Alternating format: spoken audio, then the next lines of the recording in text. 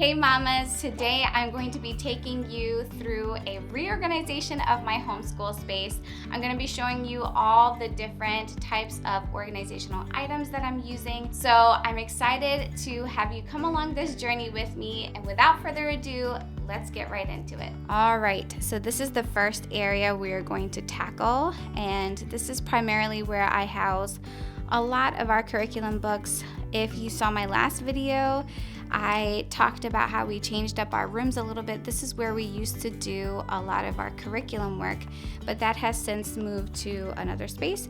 So I just really need to go through and declutter and move a lot of these books to the other room, and also some of the ones that we're not currently using, like these, that's old curriculum that we're done with, and these that we're not quite ready for yet. I have these bins here that I want to put them in and store them in our basement.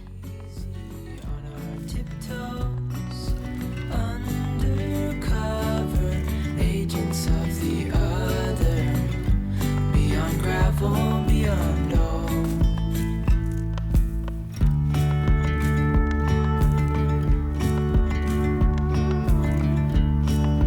Hand in hand, building castles out of sand, reaching for the grand.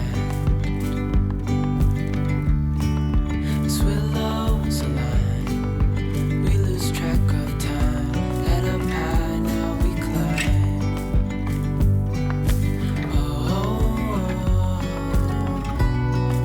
Dreamy, breezy, we go. Well, I'd be lying if I said I wasn't slightly overwhelmed by the task that is before me, but I think what I'm going to start with is putting away the old curriculum and maybe ones that we're going to use in the future in this bin. A bigger scale, the world inhales as we go. I finally got all the curriculum into the box, and what we have here is curriculum that we've used in the past and some curriculum that we have yet to use but we're going to use really soon. Then I have this little pile here, and I remembered a friend of mine is trying to decide if they want to homeschool or not. So this is something I'm going to give her just as a starter. So I have this Scholastic writing book. We've kind of written a little bit in there, but not enough that she, can't use the entire book if she wanted to. And then 100 words kids need to read by first grade. Teach your child to read in 100 easy lessons, which didn't really work for us, but it will work for some people. And then language, arts, and literature for the good and the beautiful level K.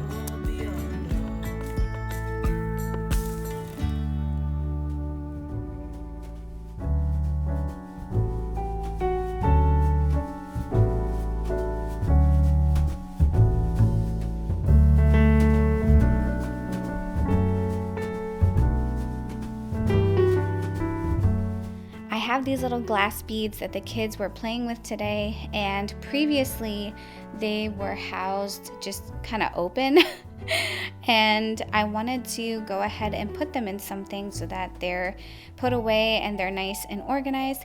And I found these two empty glass mason jars, and I am planning to just put them in there and kind of keep it in a place where the kids can't break it. So I'm gonna go ahead and do that because I think this will work pretty well. We'll see how it goes.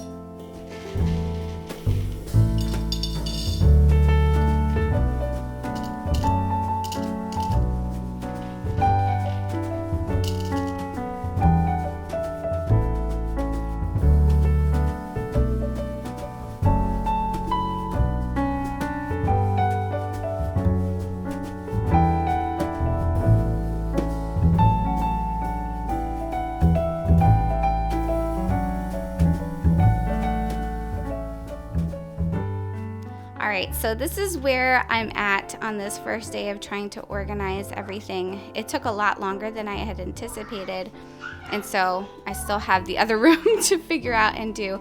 But I was able to clear everything out. I like having those glass beads in those jars. And some things that I'm not sure what to do with are things like this, where it's just items that I would use for an activity, but they really don't have a place right now. And then let's see, this area, which I think I might change this out for a new filing system for my girls. And I just felt like this was taking up too much space and it's just kind of awkward. So I'm gonna put those clipboards in the other room. I still do have all of this stuff to clean up and temporarily store in the hutch, but hopefully I will be able to get my act together and get everything in order tomorrow.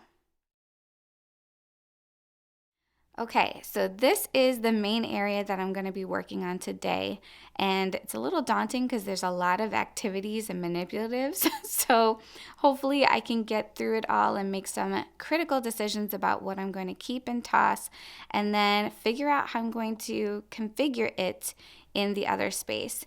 And then we have this storage cart right here that I need to go through. I showed it to you all in my last video, and I just kind of shoved a lot of things in here from the other room.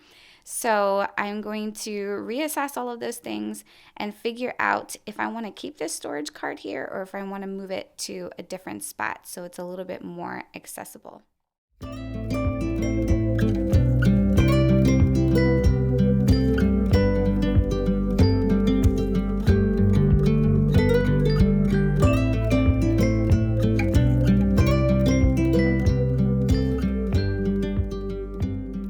Ladies, I am vertically challenged and I didn't even bother to look up on top of this little library. So I'm realizing now that I also need to take a lot of this stuff down to figure out if I do want to keep it up there. This is just our extra shelves for our Montessori shelves and our baskets to display different activities. And I also have this clear bin that I don't even know what's in there, and I have this little activity for my son, so I have to also clean out this area. But first I'm going to go ahead and pull out the storage cart and figure out how I'm just going to move this so that it's out of the way. Right here. We are silver line, one of a kind, you and me.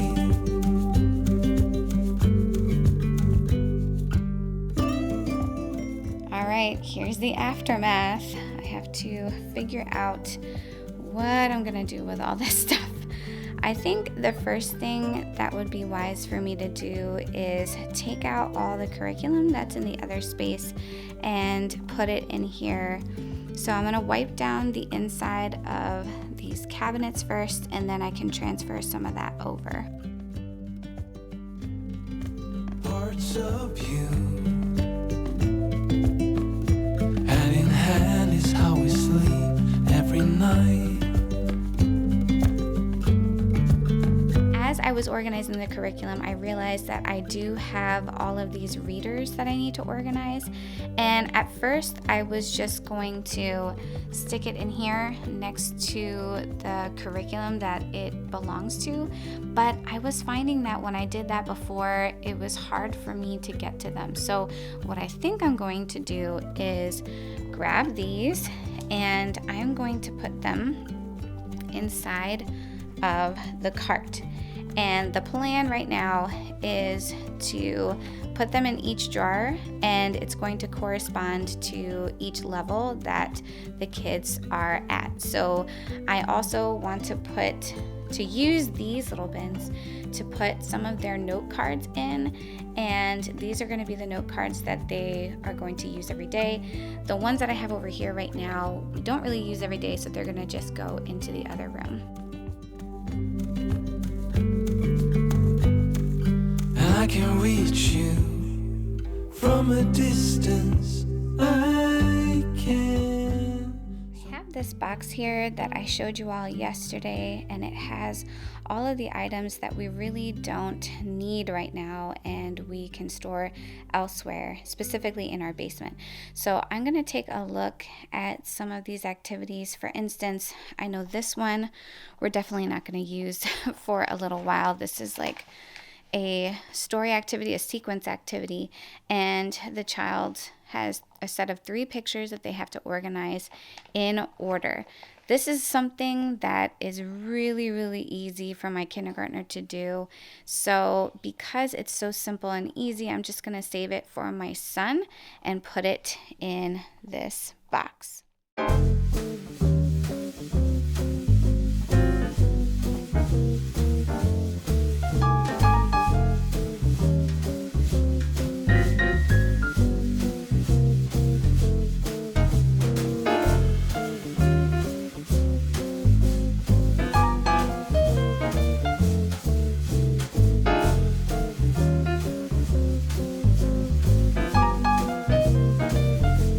Here are all of our manipulatives pretty much for reading and math, and what I'm going to go ahead and do now is just sort them so that the ones we use on a regular basis are in one pile and the others that we're going to be putting in the other room are in another pile. This is a box that I have been kind of dreading to go through. It's very messy right now.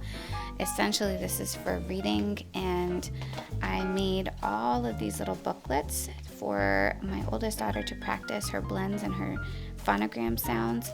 And each of these little booklets has words in it, and I originally had them in these little envelopes, and so I just need to go through all of these because each of them has like different phonograms in them and practice cards to read those phonograms.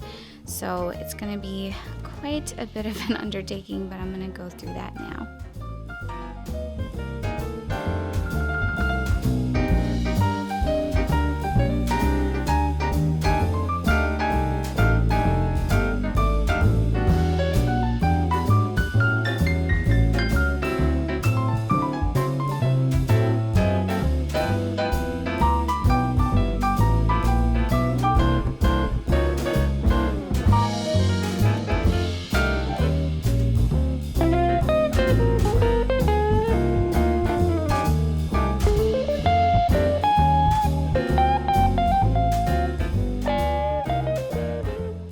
Alright, y'all, I am so happy with the way this turned out. So what I decided to do was I put phonograms, I separated them by level. So this is like foundations level A, and then foundations level C, and so on and so forth. So I have these envelopes dedicated to that.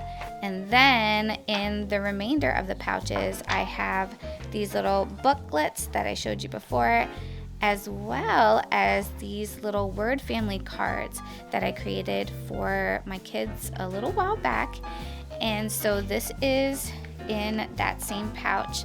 Same thing with this pouch as well as this one. And what again differentiates them is the level. So this is level C, this is B, and then this is A.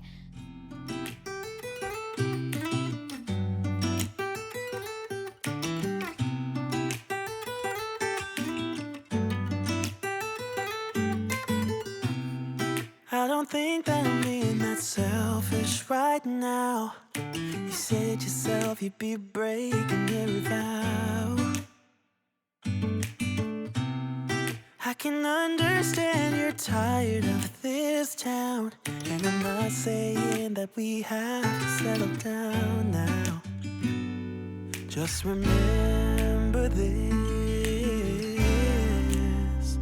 we could have been stardust, same world but without us. Something made us find each other out there, made us realize we're more than just stardust. Ignore this fact if you must, to do what your dreams are telling you to do, and I'll be out there looking for some. All right, the space behind me is finally done. So let me give you just a little tour of everything that I just organized.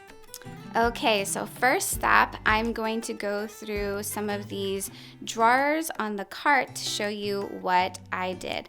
So on this first drawer, we have foundations, level C from my oldest daughter, and then her sounds, as well as some cards in the back that she is going to use to practice each of those phonograms.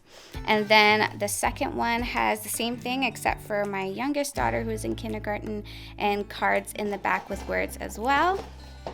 Then in this third one, as I showed you before, I have these little packets that have words in them, that have these little booklets that have all the different sounds, as well as the phonograms, and they're all organized according to each kid's level. Below that, I have some Montessori items. So I have our Seguin board with all the numbers, and then I have our place value cards.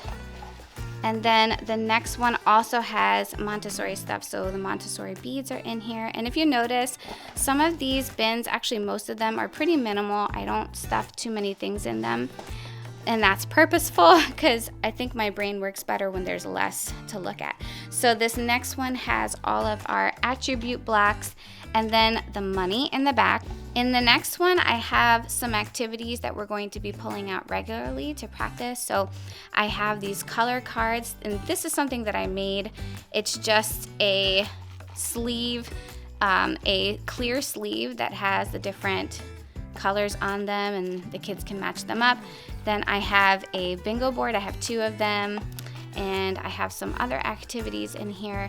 Then we have a drawer that's dedicated solely to materials that we need to either store stuff with, so this is like overflow, and then some things that we can use to display activities, and this is for our sensory items that are in the other room. In this next one, I have all of our clear pocket folders. So this first one is something that we will pull out regularly. Then underneath of that, I have a lot of these say it, make it, write it sheets, and the kids use that to practice both math and reading. And then last but not least, I have all of our clipboards in here.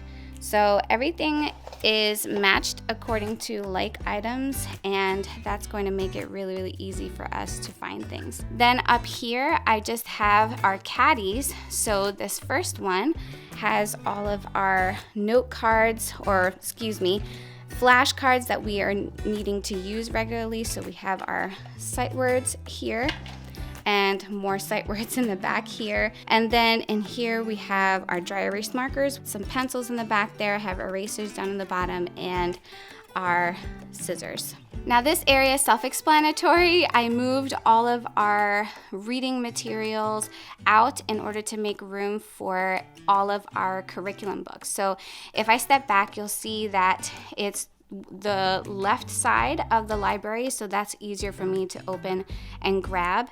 And then I have these dry erase boards that we will always use with our Logic of English and math lessons. All right, now on this right side of the library, I decided to put all my son's shelf work materials that I'm going to trade out every now and then. So these 2 shelves are dedicated to that. All right, on to this area, and this is where I put a lot of the manipulatives that we're not currently using, but I don't want to put it completely away because we might need to pull it out every now and then.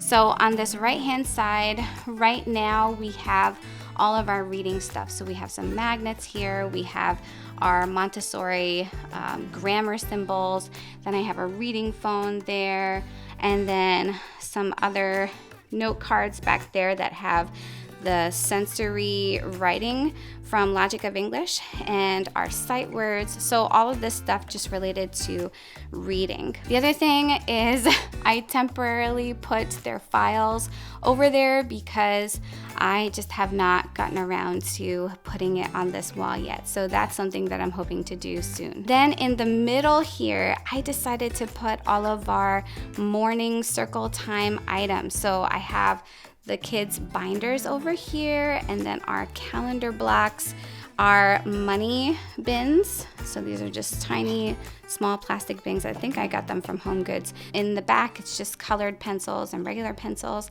and our little clocks. Now on this left side, I have all of our math, and then on the bottom, I have some sensory items and Mancala game. And so this is an interesting space because it's got multiple things in it. So unlike the reading space, this has math as well as all of these other things. But it just made sense to me to sort it out this way, and I think it's gonna work pretty well for us. Okay, so now for the drawers. On this top drawer, I just have all of our office supplies, pretty straight and simple. Then in this second drawer, that's right below that one, I have all of these flashcard items and this dollar spot activity where I can just write different equations for the kids to figure out and do. On this right bottom drawer, I have some puzzles here.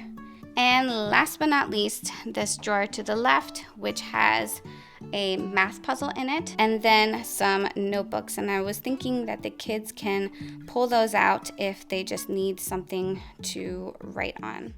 Thank you so much for joining me today, mamas. I hope this video was helpful. Take care, be blessed, and I'll see you in the next one.